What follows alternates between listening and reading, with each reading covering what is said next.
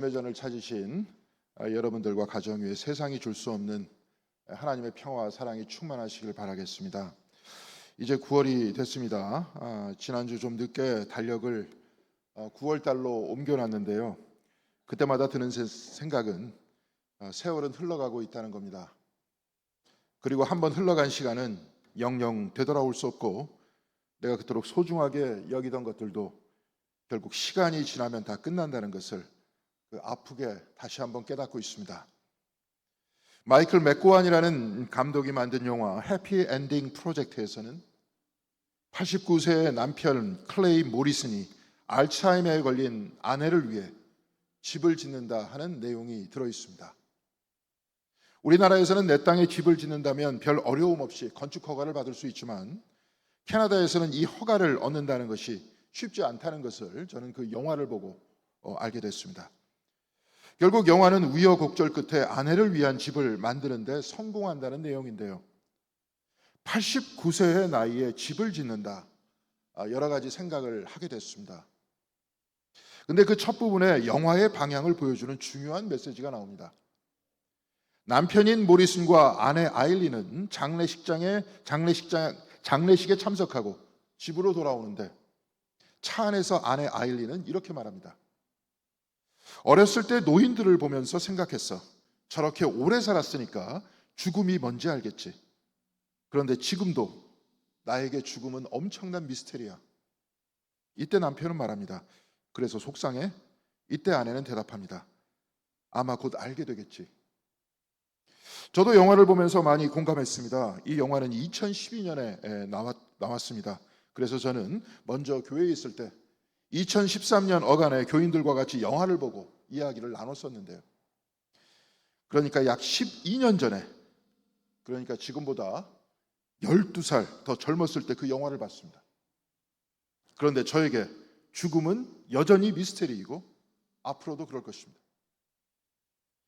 그리고 죽음이 무엇인지 알게 될 날도 분명히 저에게 오겠어. 학교에 다닐 때는 저는 학교에서만 배운다고 생각했습니다. 그런데 학교를 떠난 지 한참 지난 지금도 저는 여전히 배우고 있습니다. 모르는 것이 너무 많기 때문에 그렇습니다.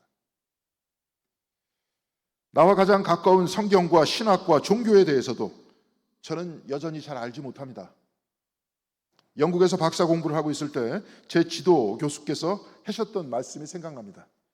박사학위란 공부를 마쳤다는 뜻이 아니라 이제 시작한다는 뜻이다. 맞는 말이라는 것을 저는 지금 절감하고 있습니다. 그래서 유교에서는 사람이 죽으면 위패에다 학생이라 쓰고 죽음을 조리라고 하지 않습니까? 삶을 살아가는 우리 모두는 학생이란 뜻이고 죽음은 이 인생이라는 학교에서 졸업했다는 뜻입니다. 그런데 진짜 졸업한 사람이 몇이나 있겠습니까? 진정으로 삶을 깨닫고 죽음을 이해한 사람이 몇이나 있겠습니까? 그런데 십자가 위에서 예수께서는 이렇게 말씀하셨습니다. 다 이루었다. 다 이루었다. 졸업했다 이 말씀입니다. 다 이루었다는 이 말씀은 다 이루지 못한 삶이 연속이 되다가 결국 다 이루었다 이 뜻이 아닙니까? 십자가 위에서 다 이루었다 하신 것은 십자가 이전에는 다 이루지 못했다는 것 아닙니까? 그러니까 예수의 삶은 다 이루시기 위한 과정이었다는 것입니다. 다 이루기 위해서는 어떻게 해야 합니까? 배움도 있어야 하고 시행착오도 있어야 합니다. 그런데 우리는 아예 예수를 처음부터 완벽하다 이렇게 생각합니다. 배움이 필요 없는 완벽한 분이라고 생각합니다. 특별히 오늘 우리가 읽었던 마가복음 7장에 있는 이 말씀은 사실은 대단히 불편한 말씀이기도 합니다. 왜냐하면 오늘 말씀은 배우시는 예수님에 관해서 말씀하고 있기 때문에 그렇습니다. 오늘 우리가 읽은 복음서의 본문 마가복음 7장 24절에 의하면 예수께서는 두로 지역으로 들어가셨다 이렇게 말씀하고 있는데요. 이 지역은 이방인들이 거주하는 지역입니다. 이 지역은 갈릴리보다 더 북쪽 레바논에 위치해 있던 지역이었습니다. 예수의 소문이 유대 땅 갈릴리를 넘어서 이방 지역까지 퍼졌다는 겁니다. 이곳에 도착하니 그리스 사람으로 시로 페니키아 여인이 와서 예수 앞에 엎드리면서 자기 딸에게 들려있는 귀신을 쫓아내달라고 간청했다. 이렇게 전하고 있습니다. 그리스 사람 중에 시로 페니키아인이라는 말은 마치 유럽의 스웨덴 사람 이런 표현과 같습니다. 다 똑같은 백인인 것 같은데 스웨덴에 사는 백인과 같이 그리스 사람인데 시리아 페니키아 지방에 사는 그리스 사람이란 뜻입니다. 그런데 여기서 대단히 불편한 장면이 나오고 있습니다. 오늘 본문 27절의 말씀입니다. 예수께서 그 여자에게 말씀하셨다. 자녀들을 먼저 배불리 먹여야 한다. 자녀들이 먹을 빵을 집어서 개들에게 던져주는 것은 옳지 않다. 당혹스러운 말씀입니다. 아마 이 말씀을 읽으면서 여러분도 분명히 불편하셨을 겁니다. 어떻게 주님께서 이런 식으로 말씀하실 수 있는가? 어떻게 사랑의 주님께서 도움을 구하는 초면의 여인에게 개라고 말씀하실 수 있는가? 이런 본문의 말씀에 문제가 있기 때문에 저 같은 목사나 신학자들이 이런 본문의 말씀을 읽으면 거의 반사적으로 주님의 태도와 행동을 변호하려고 합니다. 그러면서 저 역시 대단히 복잡한 논리를 가져와서 예수님의 입장을 변호하려 한 적도 많이 있었습니다. 왜 그런가 하면 저희 머릿속에도 예수는 완벽해야 한다는 전제가 있기 때문에 그렇습니다. 예수께서는 완벽하시어 빈틈이 있으면 안 되기 때문입니다. 또한 예수께서는 하나님의 아들이니 혹은 성삼위일체의 두 번째 위격인 성자 하나님이니 잘못이 있어서는 안 된다는 그런 생각이, 그런 전제가 깔려 있는 겁니다. 지난주부터 우리는 예수 선생으로 만나다라는 책을 같이 읽고 있는데요. 이 책의 제1장은 왜 역사적 예수인가라는 제목하에 소제목은 예수 믿기에서 예수 살기에로입니다. 예수를 믿는 것에서 예수를 살기에로, 예수를 닮은 삶을 살기로, 이 뜻인데요. 사실 여기에 이 책의 저술 의도가 다 들어있습니다. 이 책이 처음 나왔을 때 저자이고 당시 연세대학교 교목이신 한인철 목사님으로부터 저는 이 책을 직접 받았습니다. 그때 목사님께서는 그 모임에서 이렇게 말씀하셨습니다. 니케아 종교회의 이후 예수를 하나님으로 인식하는 바람에 우리는 예수를 믿고 예수를 예배할 줄만 알았지 예수를 따르는 삶을 살지 못한다. 그래서 내가 이 책을 쓰게 됐다. 이런 내용의 말씀이었습니다. 니케아 종교회의란 325년 콘스탄틴 황제가 소집한 종교회의였습니다. 이때 아리우스와 아타나시우스 간의 교리 논쟁이 있었습니다. 아리우스는 예수가 우리와 같이 하나님에 의해서 만들어진 피조물이라고 했습니다. 이를 유사본질 이렇게 말합니다. 그런데 아타나시우스는 하나님과 예수는 동일한 본질이다. 곧 예수와 하나님은 동일한 분이다. 이렇게 말했습니다. 어려운 말인데요. 이 이야기는 이 목회 단상에도 제가 써놨습니다. 후에 451년 칼케돈 종교회의에서 예수는 완전한 하나님이고 또한 완전한 인간이라는 양성론이 정통교리로 인정받았습니다. 양성론이란 예수께서는 완전한 하나님이지만 또한 완전한 인간이라는 뜻입니다. 이와 반대로 단성론이란 예수는 완전한 하나님이시지만 우리와 같은 인간은 아니라는 겁니다. 그런데 양성론이 정통으로 인정받았으니 예수는 완전한 하나님이고 완전한 사람이라는 겁니다. 여기서 완전한 인간이란 완벽한 인간이라는 뜻이 아닙니다. 저와 여러분과 같이 피와 살이 있는 그냥 평범한 사람이라는 뜻입니다. 그런데 이것을 제대로 이해하는 것은 쉽지 않습니다. 왜냐하면 예수께서 하나님이시다 한다면 그는 완벽한 존재이지만 인간이라고 한다면 불완전한 존재가 되기 때문에 그렇습니다. 완벽하지만 완벽하지 못하다. 하나님처럼 완전하지만 인간처럼 불완전하다. 이런 이미지가 머리에 확 들어오십니까? 그래서 우리는 예수는 인간이지만 하나님이다. 인간의 몸을 입었지만 완벽한 존재다. 이렇게 이해하고 있는 겁니다. 그런데 성경은 예수께서 태어나셨고 어린 시절을 거치셨고 또한 최후의 십자가 위에서 다 이루었다고 말씀하셨다고 분명히 기록하고 있습니다. 아기였던 시절 예수께서는 부모님의 도움을 받아야 하는 연약한 존재였을 뿐입니다. 예수께서는 아버지 요셉과 같이 목수셨습니다. 그리고 랍비라고도 불리고 있습니다. 목수든 랍비든 둘 다 배워야 그 일을 할 수 있지 않습니까? 그렇다면 예수께서는 오늘 무엇을 배우셨겠습니까? 마가복음 1장에서 6장까지 예수께서는 나병 환자, 중풍병 환자, 혈루증에 걸려 죽어가던 여인과 심지어 이미 죽은 소녀까지 살려내셨습니다. 신학적으로 예수께서 선포하신 하나님 나라는 음식을 나누어 먹는 잔치의 자리입니다. 이에 관한 성서적 바탕은 신명기서에 특별히 화목제물을 하나님께 바친 후에 나누어 먹는 장면에서 볼 수 있는데요. 신명기 12장 12절에는 이렇게 되어 있습니다. 거기에서 당신들은 주 당신들의 하나님을 앞에 모시고 즐거워하십시오. 당신들만이 아니라 당신들의 자녀들, 남종과 여종, 당신처럼 차지할 몫이나 유산도 없이 성 안에 사는 레위 사람들을 다 불러서 함께 즐거워하십시오. 남종이나 여종이나 유산이 없는 레위 사람들뿐만이 아니라 예수님께서는 안전뱅이, 절름발이, 중풍병 환자, 나병 환자, 그리고 집을 떠나 방황하던 사람들까지 하나님 나라의 잔치자리에 초대해서 모두가 즐겁게 먹는 것이 바로 주님께서 추구하셨던 하나님 나라의 비전이었습니다. 그런데 신명기서에 의하면 이들 모두는 이방인이 아니라 유대인들이었습니다. 그리고 예수께서 치유하신 그 병자들도 모두 다 이방인이 아니라 유대인들이었습니다. 그래서 예수께서는 자녀들을 먼저 배불러야 한다고 하면서 내가 이들을 위해서 왔지 이방인을 위해서 오지 않았다, 이렇게 말씀하셨던 것 아닙니까? 그런데 오늘 본문의 말씀에 등장한 이름 없는 이방 여인은 예수님의 말씀에 이렇게 대답합니다. 주님, 그러나 상 아래에 있는 개들도 자녀들이 흘리는 부스러기는 얻어먹습니다. 이 여인은 말합니다. 주님, 당신의 식탁 위에 나와 내 딸의 자리는 어디에 있습니까? 배가 고픈 우리 이방인은 주님께서 차려놓으신 식탁 근처에 있을 수도 없다는 말입니까? 우리도 먹어야 합니다. 우리도 하나님이 창조하신 생명입니다. 모두가 하나님 앞에서 즐거워하는 그 식탁을 주님 우리에게도 허락해 주십시오. 우리도 주님의 말씀을 듣게 하시고 불쌍한 내 딸도 살려주시고 몸이 아픈 우리들도 치유해 주십시오. 우리도 하나님 나라의 일원이 되게 해 주십시오.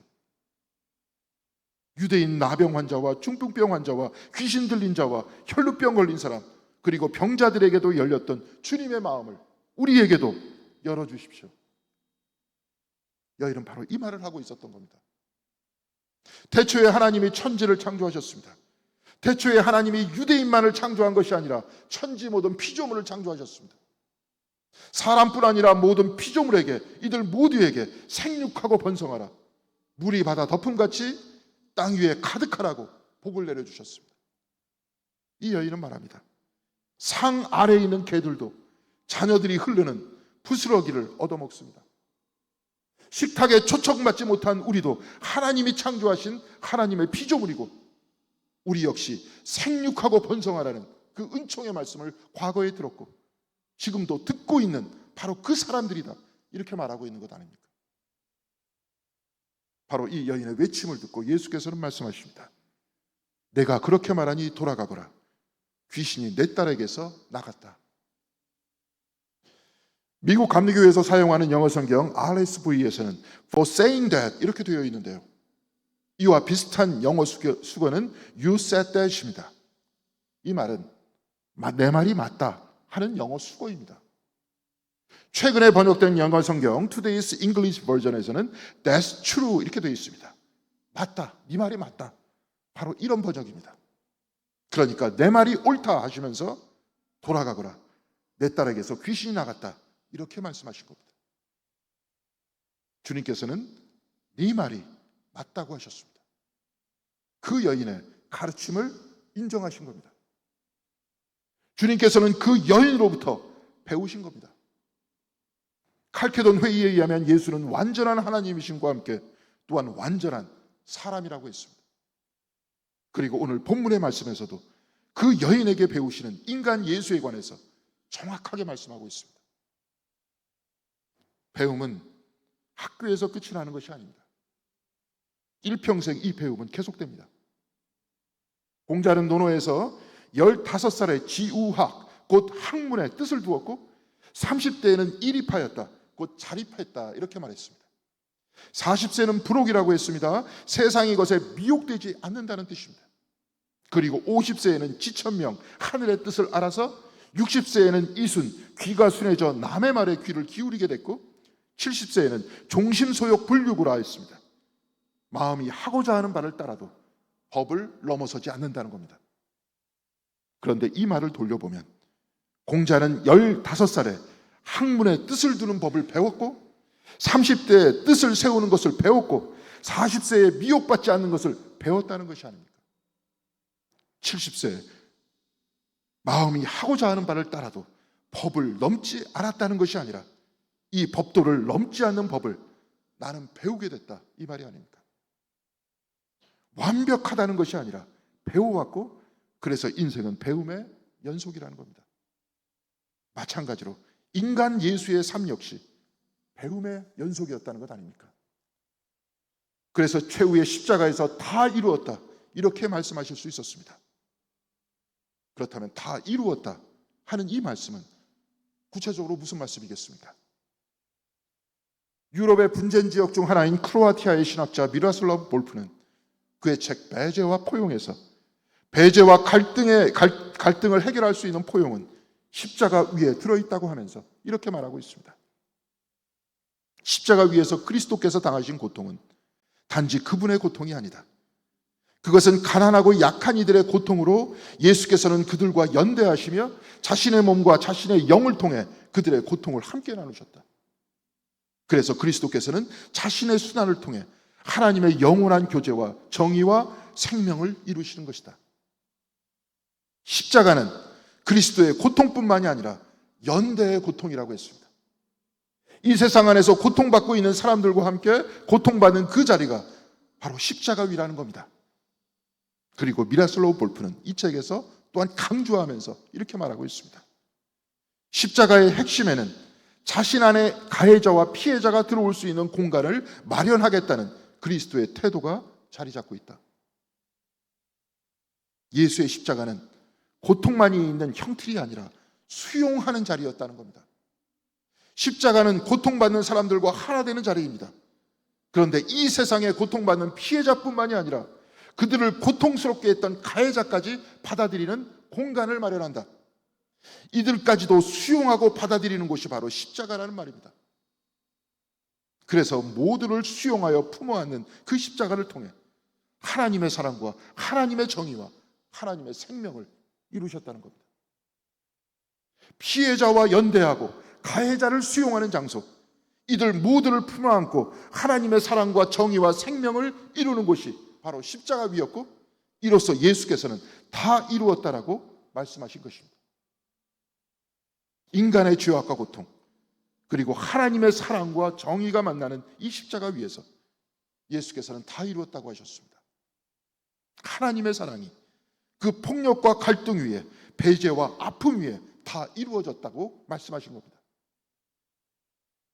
예수께서는 십자가의 무한한 사랑을 얻기까지 모두를 품어안는 열린 마음과 사랑을 얻기까지 당신의 공생의 기간 동안 이 사랑을 베풀기도 하셨지만 또한 이 사랑을 배우셨고 배우기 위해서 자신을 내려놓으셨던 것입니다.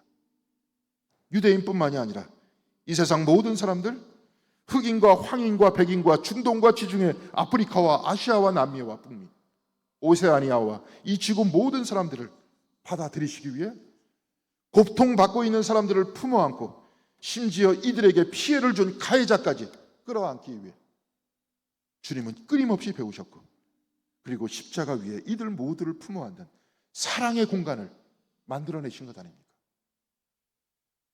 그래서 다 이루었다라고 말씀하신 것입니다. 이제 그 여인을 통해 이방인도 하나님의 나라의 일원임을 알게 된 예수께서는 오늘 본문 마가복음 7장 31절 이하에 예수께서는 대거벌리 지역으로 들어가셨다고 했습니다. 바로 그곳에서 사람은 귀 먹고 말 못하는 사람을 데리고 왔다고 했습니다.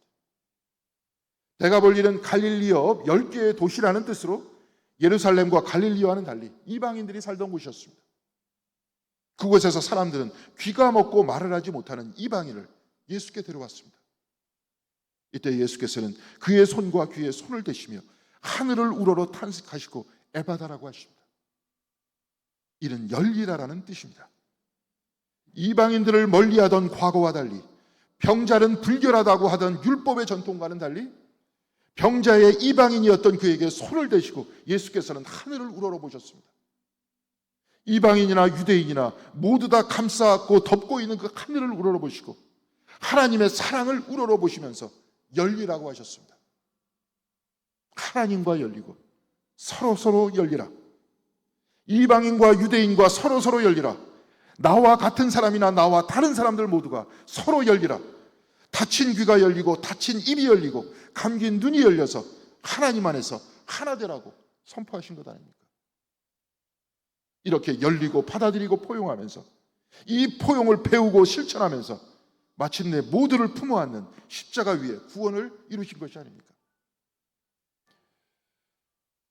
요즘 우리나라에서 일어나는 고통의 원인 중 하나는 권력을 가진 사람들의 불통 때문이 아닙니까?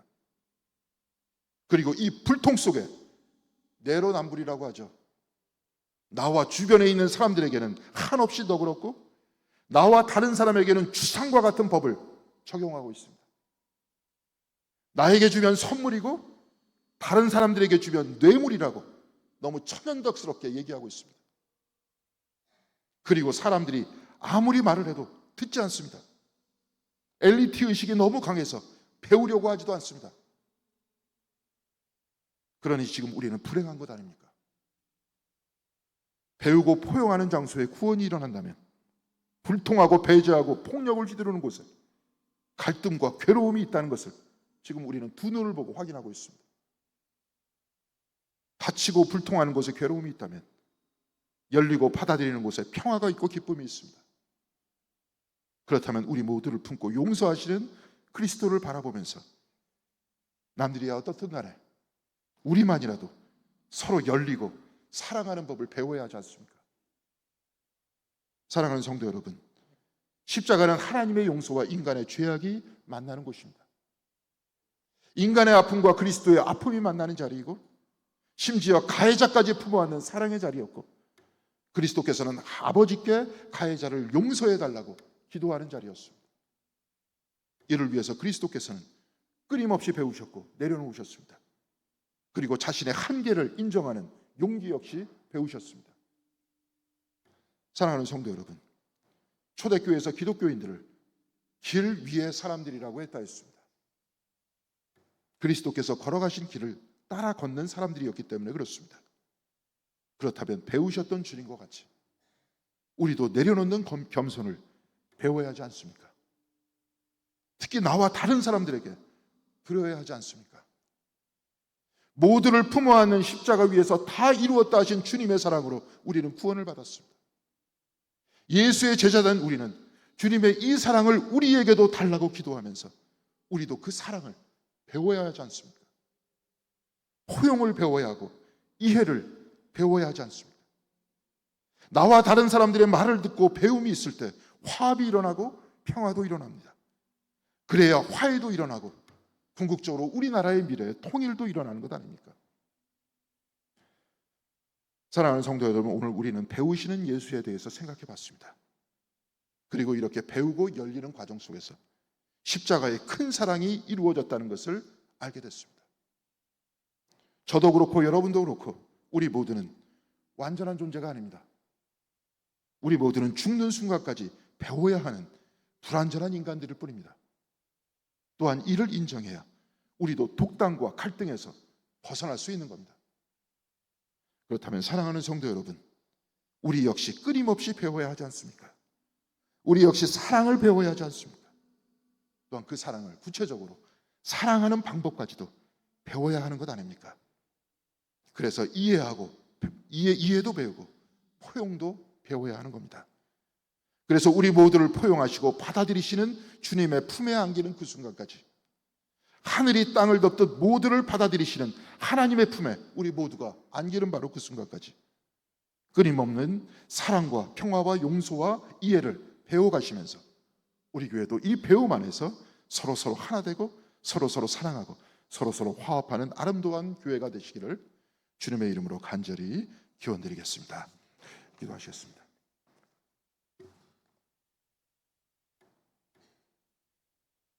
모두가 무시했던 아무도 모르는 그 이방인의 그 목소리 속에서도 배움을 구하신 주님처럼 우리들도 서로 배우게 하여 주시옵소서. 우리 스스로가 완벽하지 못하고 완전하지 못함을 인정할 수 있도록 인도하여 주시옵시고, 우리가 주님의 품 안에 안기는 바로 그 순간까지 겸손하게 내려놓고 배우고 또한 이해하면서 이해할 수 있도록 도와주시고 사랑할 수 있도록 인도하여 주셔서, 비록 세상은 그렇게 가고 있지 못할지라도 우리는 서로 사랑할 수 있도록 도와주시고 서로 이해할 수 있도록 도와주시고, 그래서 우리 교회가 주님의 품 안에서 그리스도의 몸 안에서 서로 하나로 화합될 수 있는 아름다운 교회가 될 수 있도록 인도하여 주시옵시며, 세상의 불의의 속에서, 세상의 갈등 속에서 상처받은 모든 사람들이 우리 교회에 와서 서로 이해하고 사랑하는 품 안에서 위로받을 수 있는 아름다운 공동교회 될 수 있도록, 또한 이를 위해서 서로 노력하는 한 사람 한 사람이 될 수 있도록 주여 은총 내려 주시옵시고 함께하여 주시옵소서. 이 모든 말씀 우리 주 예수 그리스도 이름으로 기도드렸습니다.